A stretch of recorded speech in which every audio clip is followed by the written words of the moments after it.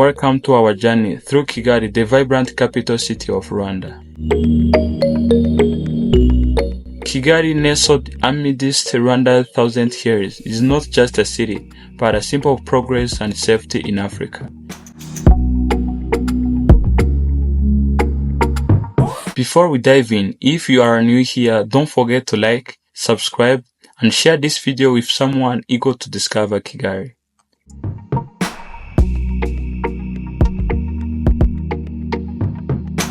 Kigali, centrally situated in Rwanda, has a rich history dating back to its administrative founding in 1907 during Belgian colonial rule.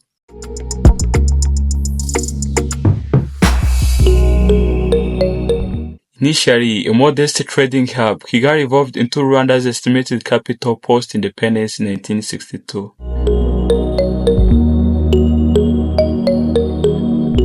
Today, Kigali's key landmarks include the bustling Nyarugenge here, home to the central business district, and the governmental hub atop Kacyiru here.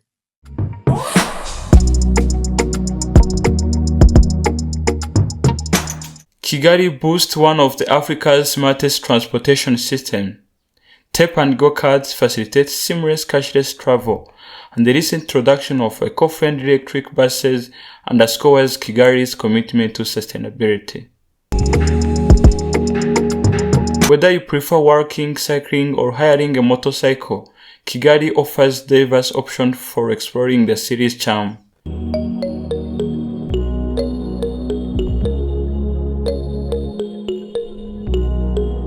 Now let's talk about the various cuisine that Kigali has to offer. When it comes to food, Kigali is a culinary paradise.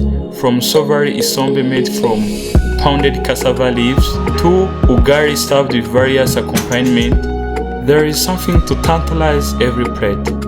In addition to cassava and sweet potatoes, Kigali's menus feature a delightful array of corn, yams, beans, and millet, promising a flavorful dining experience.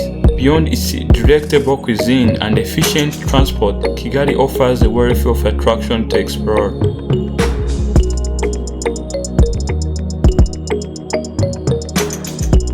If you are in Kigali, immerse yourself in Rwanda's history at the Genocide Memorial Center, which will teach you about the history of genocide against Tutsi of 1994.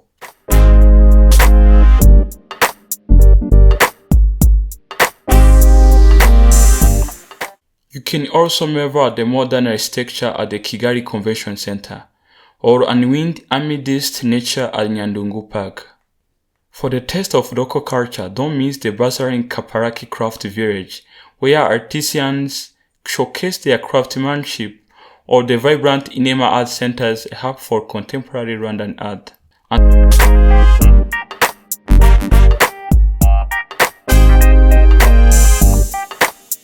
And don't forget to experience Umuganda, Rwanda's community cleanup initiative held every last Saturday of the month, showcasing the city's commitment to cleanliness and community spirit.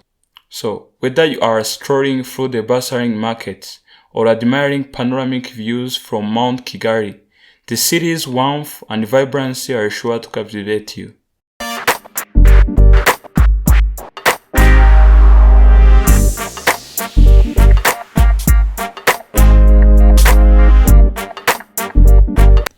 With its population of 1.1 million, Kigali is a melting pot of cultures. Rwandans mingle with foreigners from neighboring countries like Uganda, Burundi, Tanzania, and DRC.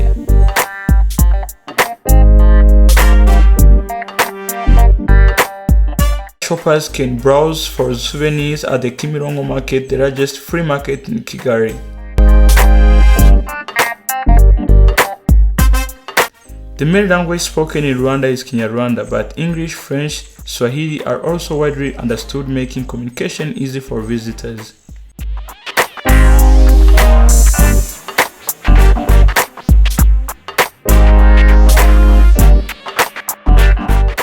Thank you for joining us on this journey through Kigali, Rwanda's vibrant capital.